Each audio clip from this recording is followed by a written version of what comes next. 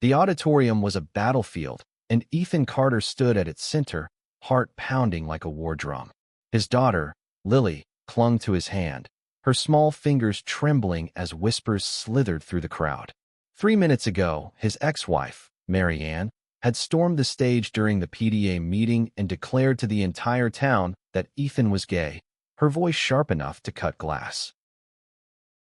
He'd known this day might come. Mary Ann's bitterness had festered since their divorce 2 years ago, a wound she refused to let heal.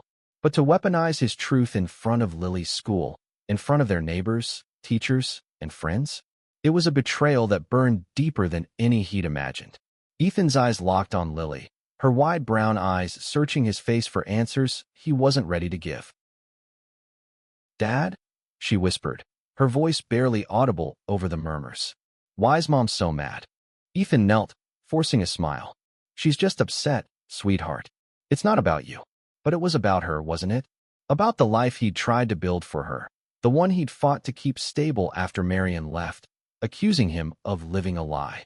He'd stayed in this small Virginia town for Lily, swallowing his truth to keep their world intact.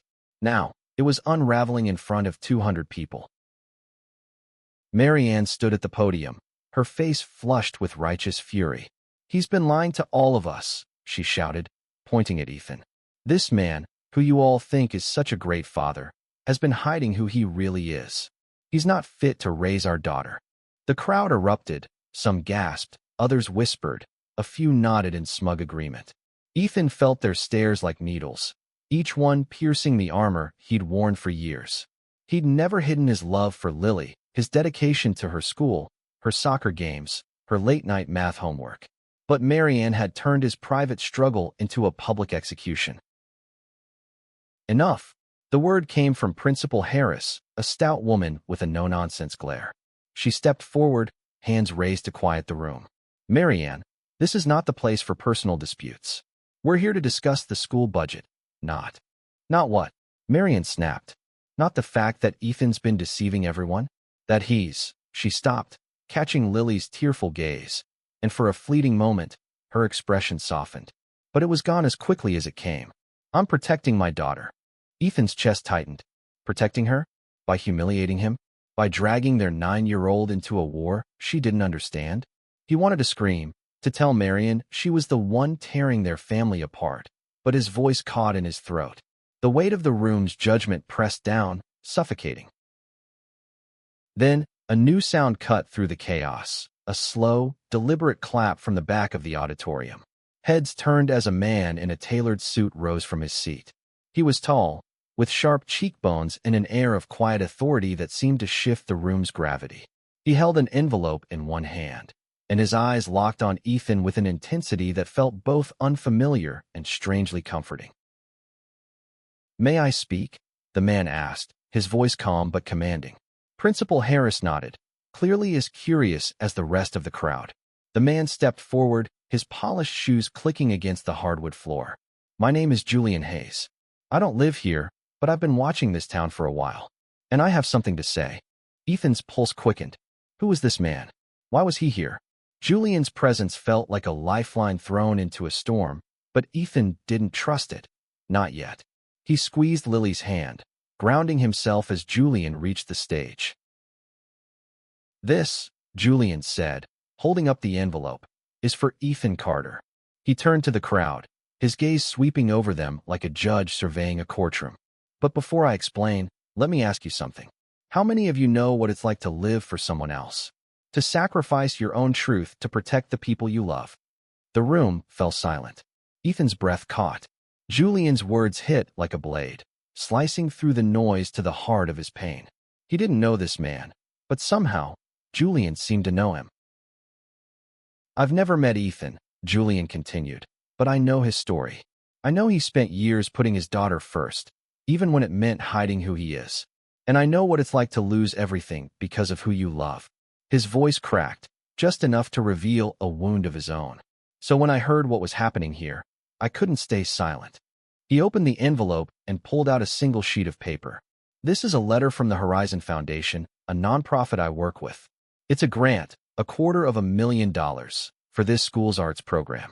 But there's a condition. He paused, his eyes finding Ethan's. It's in Ethan Carter's name. Because he's shown more courage than anyone in this room can imagine. Gasps rippled through the crowd. Ethan's knees buckled, and he steadied himself against Lily. $250,000? For him, it was impossible. He wasn't a hero. He was just a dad trying to survive. Marianne's face paled. This is absurd, she sputtered. You can't just. I can. Julian cut in, his voice like steel. And I will. This school needs people like Ethan. People who show up, who fight for their kids, no matter what. If you can't see that, you're the one who's lost. The auditorium was silent, the air thick with shock and something else, something like respect. Ethan felt Lily's hand tighten in his, and for the first time that night, he dared to hope. Maybe, just maybe, this wasn't the end. But as Julian stepped off the stage and approached him, envelope in hand, Ethan saw something in the man's eyes, a flicker of recognition, of shared pain. And in that moment, he knew this wasn't just about the money. This was about something bigger, something that might change everything. Ethan's mind spun as Julian handed him the envelope. The weight of it felt surreal, like holding a promise he didn't yet understand. Lily tugged at his sleeve, her voice small but urgent. Dad, is that man your friend? I don't know, sweetheart, Ethan murmured, his eyes still locked on Julian. The stranger's presence was magnetic, his dark eyes holding a depth that made Ethan feel seen in a way he hadn't in years. But questions gnawed at him. Why him? Why now? Julian offered a small, almost shy smile. We'll talk later, he said softly, then turned to Principal Harris. The funds will be transferred by next week. I trust you'll ensure they're used well. Without waiting for a response, he walked out, leaving the auditorium buzzing with whispers. Marianne stormed off the stage, her heels clicking furiously. Ethan wanted to call after her, to demand why she'd done this, but Lily's trembling hand kept him rooted. He couldn't break down, not here, not now. Instead, he guided her toward the exit, ignoring the stares that followed. Outside, the cool Virginia night air hit his face like a splash of water. The school's parking lot was quiet, save for the distant hum of cars and the rustle of leaves. Ethan knelt beside Lily, brushing a strand of hair from her face. You okay, kiddo? She nodded, but her eyes were glassy. Why did Mom say those things? Are you different? Ethan's heart twisted. He'd rehearsed this moment 1,000 times, but the words felt heavy, too big for a 9-year-old to carry. I'm still your dad, he said, voice steady despite the ache. I love you more than anything. That's what matters, okay? Lily leaned into him, her small body warm against his chest. Okay, she whispered, but he knew it wasn't enough. Not yet. As they walked to their car, Ethan's phone buzzed. A text from an unknown number. Meet me at the Blue Diner, 8 p.m. tomorrow. We need to talk. Julian. His pulse quickened. The diner was a quiet spot on the edge of town, a place where secrets could be shared over coffee and pie. But what did Julian want? And why did Ethan feel like this stranger already knew too much? The next evening, Ethan left Lily with his sister, Claire, and drove to the Blue Diner. The neon sign flickered in the dusk, casting a warm glow over the parking lot.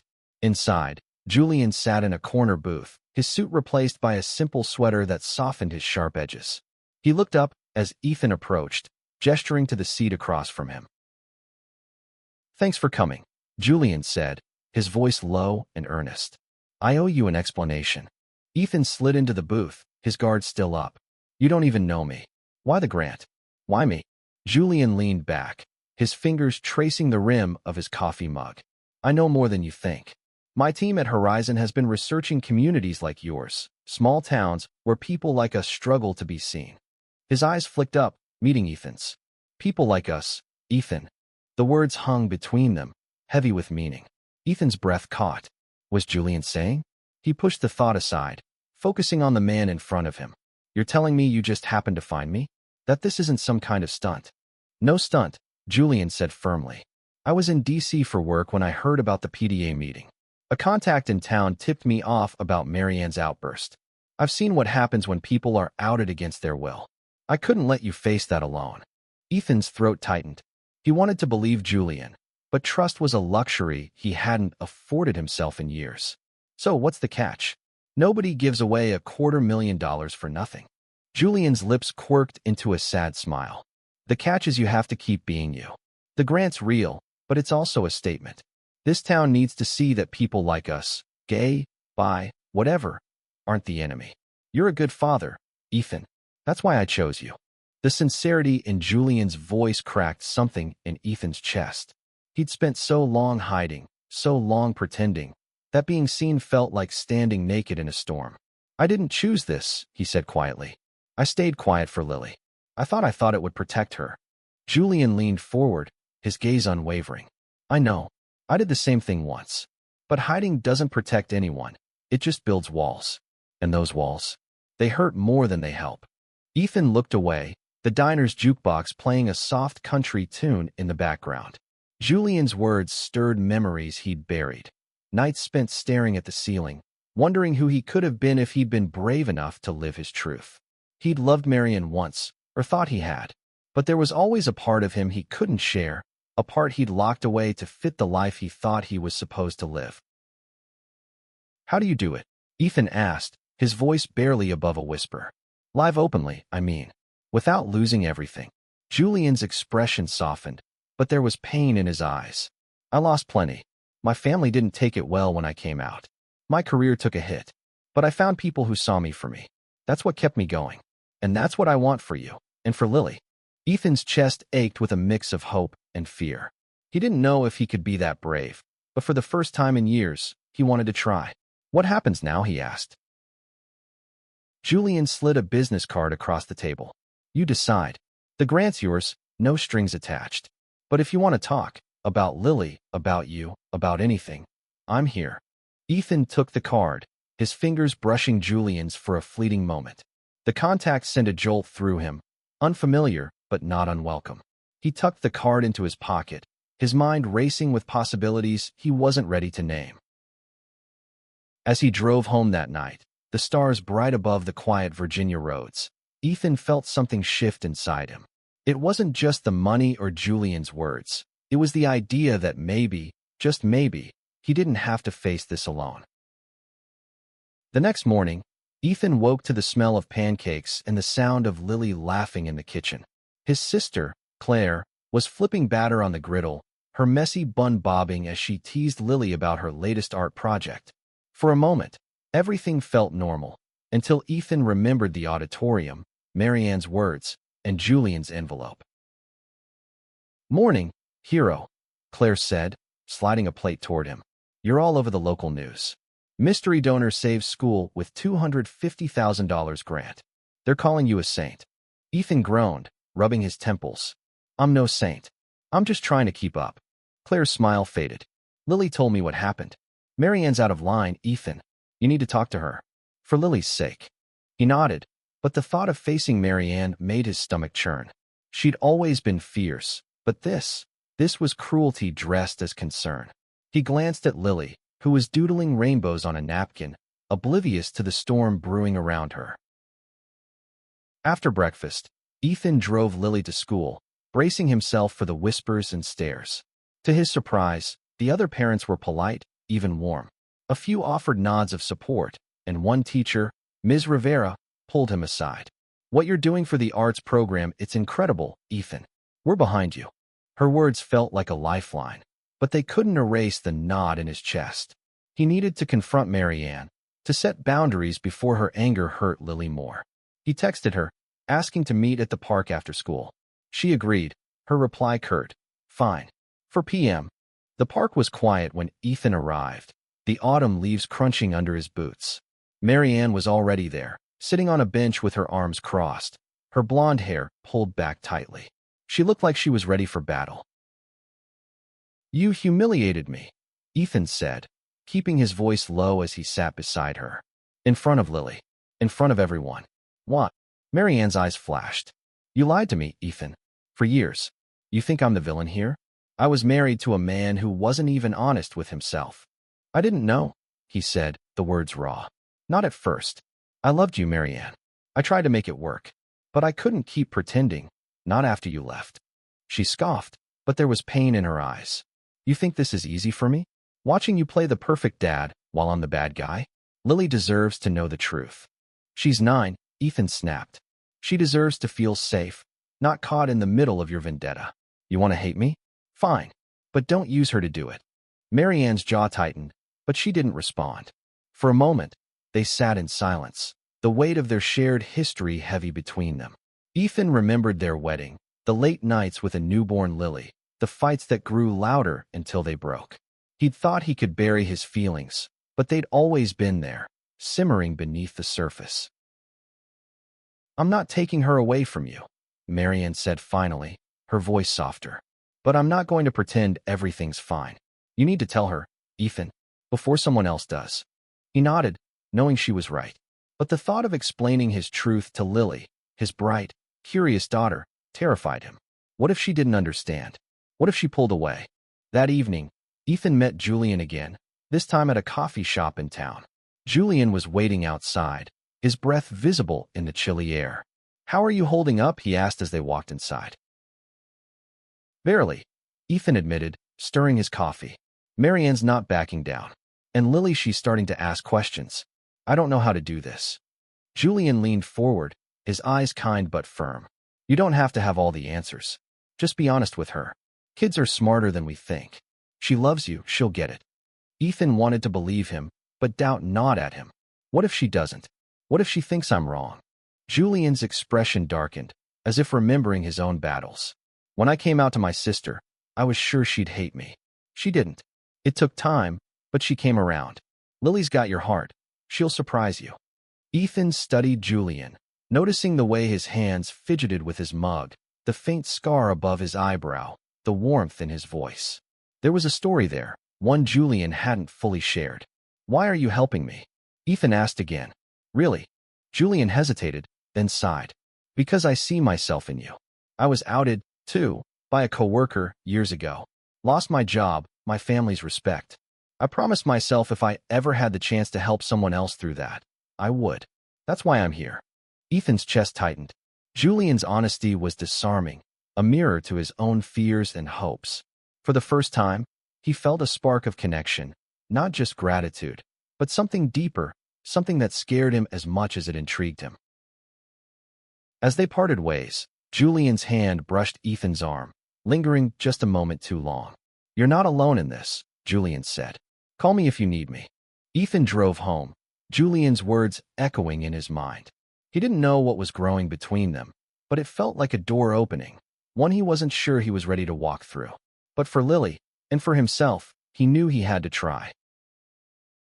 The weekend arrived, and Ethan took Lily to their favorite spot, a quiet lake just outside town, where they'd skip stones and talk about everything from dinosaurs to her dreams of being an astronaut. Today, though, the air felt heavier. Lily's questions about the PTA meeting lingered, and Ethan knew he couldn't avoid them any longer. They sat on a weathered dock, the water lapping softly below. Lily tossed a pebble, watching it skip twice before sinking. Dad, she said, her voice small. Are you different because you like boys? Ethan's heart stopped. He'd planned to ease into this, but Lily's directness caught him off guard. He took a deep breath, the cool lake air grounding him. Yeah, sweetheart, he said, his voice steady but soft. I do. I like men the way most men like women. It's part of who I am. Lily frowned, tossing another stone. So you didn't love Mom? I did, Ethan said quickly.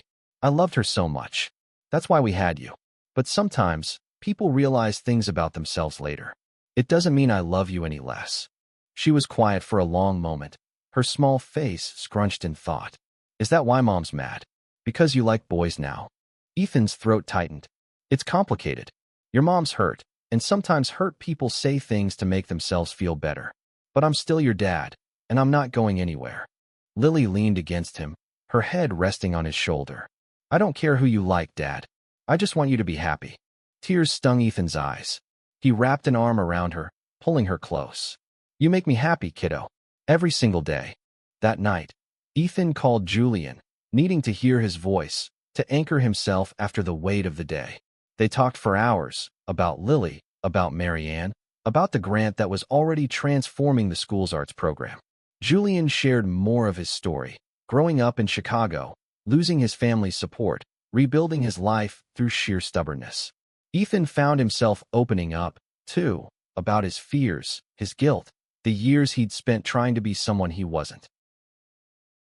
"You're doing better than you think," Julian said, his voice warm through the phone. "Lily's lucky to have you."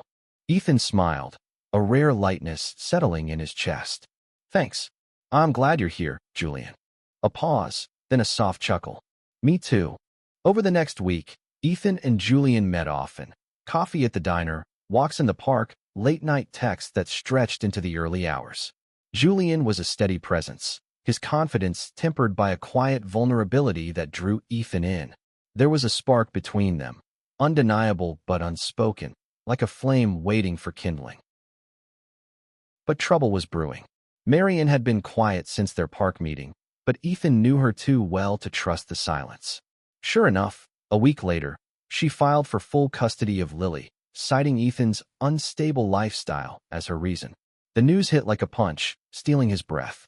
He'd fought so hard to keep Lily's world steady, and now Marianne was trying to rip it apart. Ethan met Julian at the diner that night, his hands shaking as he showed him the court papers. "She's using my sexuality against me," he said, voice raw. "She's saying I'm not fit to be a parent." Julian's jaw tightened, his eyes flashing with anger. "She's wrong, and we'll prove it.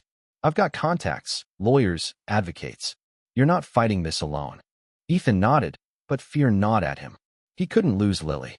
She was his world, his reason for everything. "What if they believe her?" he whispered. "What if they take her away?" Julian reached across the table, his hand covering Ethan's. The touch was warm, grounding. "They won't. You're a good father, Ethan. The court will see that. And I'm here, every step of the way." Ethan looked into Julian's eyes, seeing not just support, but something deeper, something that made his heart race. He pulled his hand back, not because he wanted to, but because the intensity scared him. He wasn't ready, not yet. But as they left the diner, walking side by side under the starlit sky, Ethan felt a shift. Julian's presence wasn't just a lifeline anymore. It was a promise of something more, something he'd spent years denying himself. And for the first time, he wondered if he could be brave enough to embrace it. The custody hearing loomed like a storm cloud, 2 weeks away and closing fast. Ethan threw himself into preparing, meeting with a lawyer Julian had connected him with, a sharp woman named Rachel who specialized in family law. She was confident, but Ethan couldn't shake the fear that Marianne's accusations would sway the judge. Small towns like theirs weren't always kind to men like him. Julian became his rock, showing up with coffee and encouragement, helping Ethan gather character references from teachers, neighbors, even Lily's soccer coach.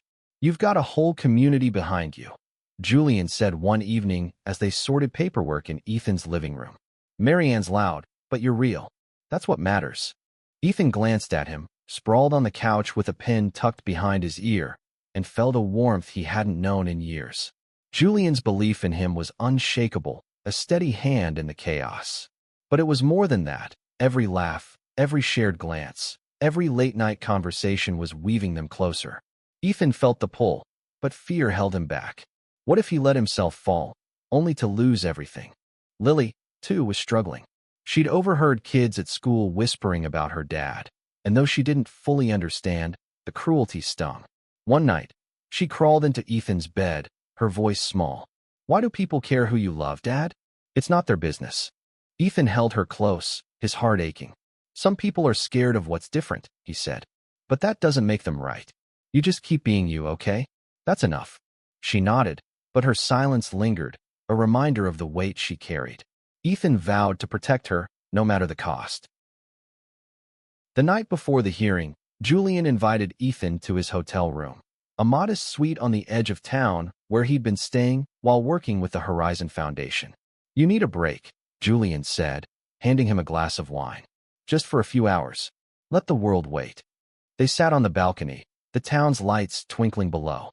Julian talked about his past, his first love, a man named David who'd broken his heart, his work with Horizon, helping queer kids in rural areas, the scars he still carried from being outed.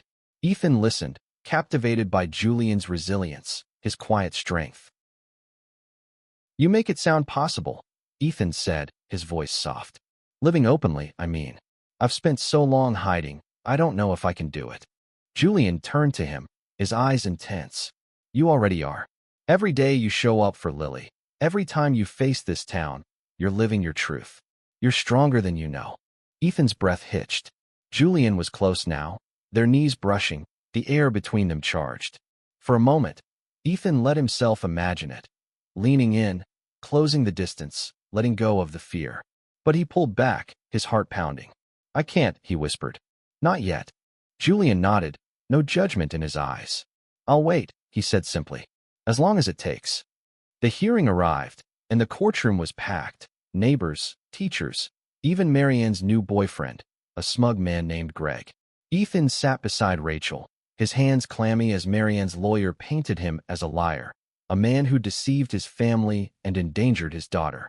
Marianne sat stiffly, her eyes avoiding Ethan's.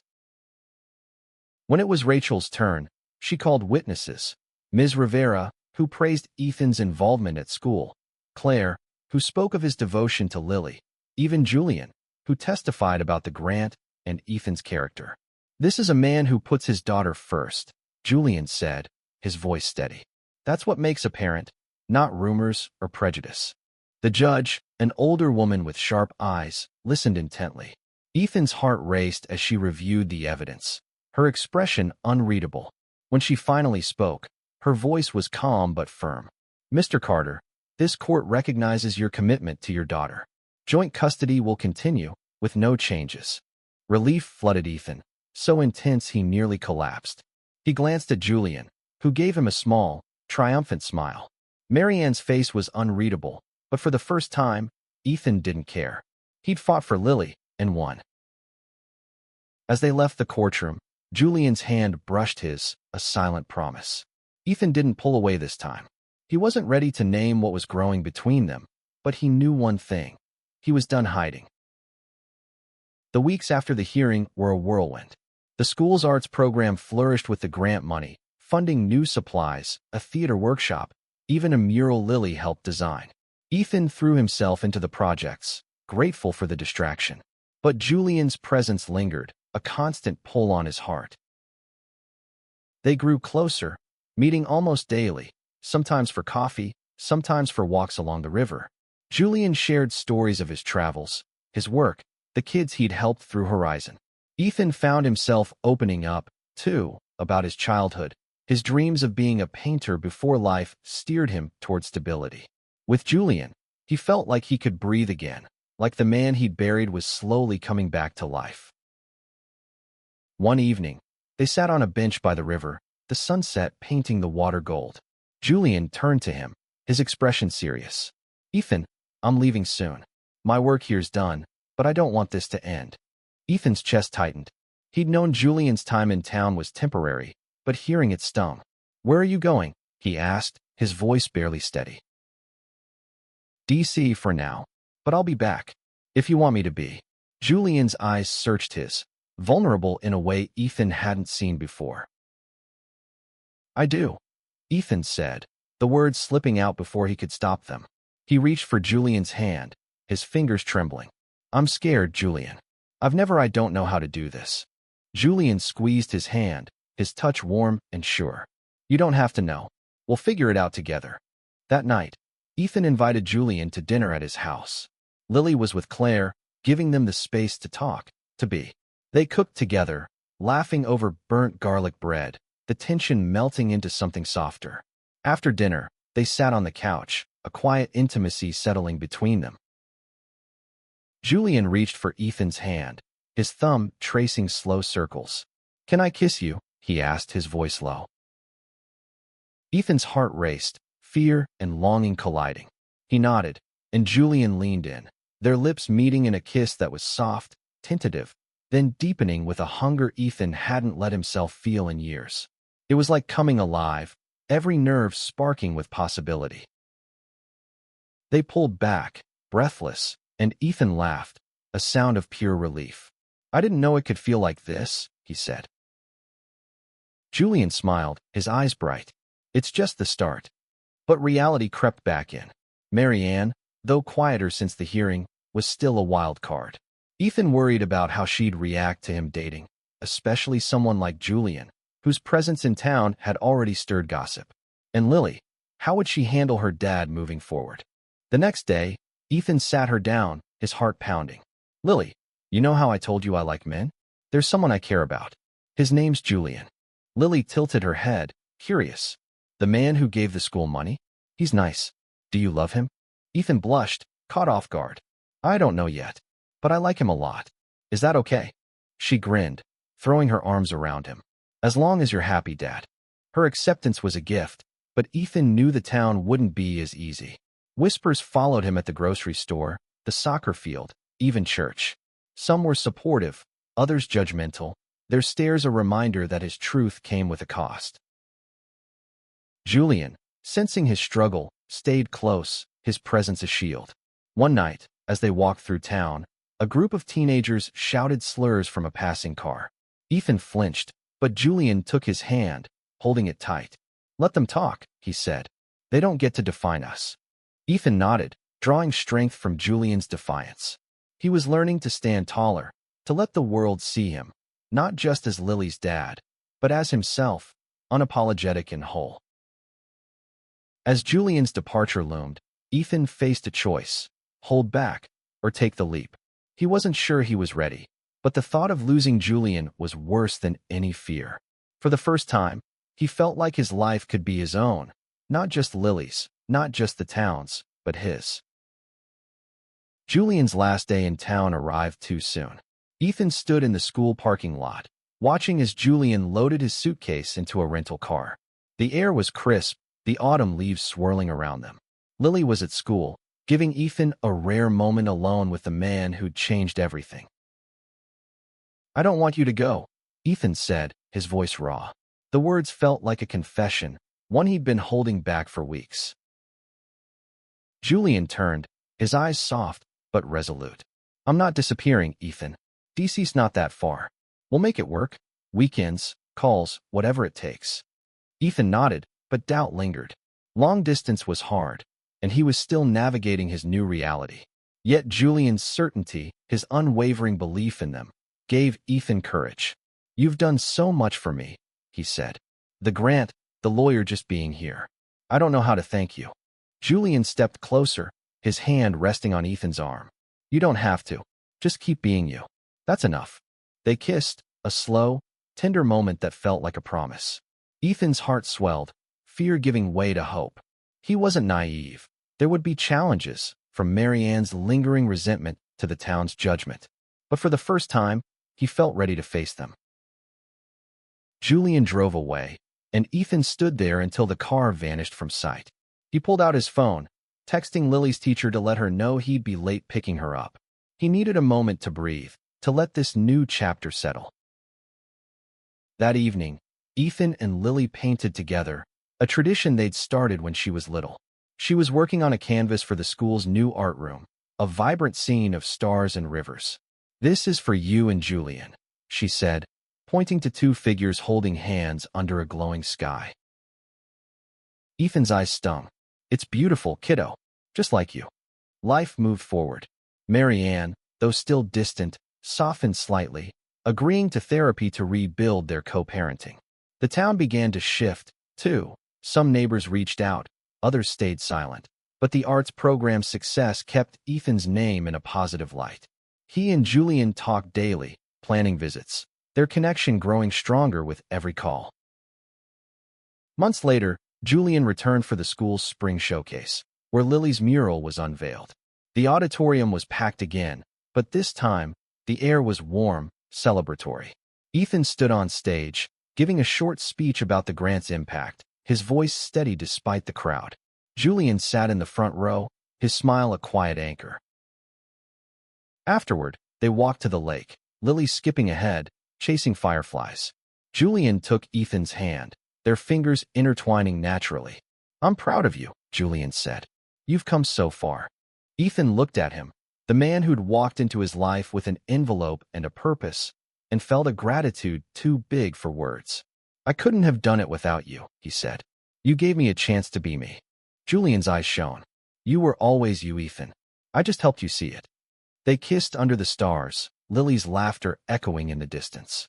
The road ahead wouldn't be easy. There would be fights, doubts, moments of fear. But Ethan knew now that love, in all its forms, was worth it. For Lily, for Julian, for himself. The $250,000 letter had silenced the room that night, but it was Julian's belief, Lily's acceptance, and Ethan's own courage that had truly changed his world. He was no longer hiding, no longer afraid. He was home.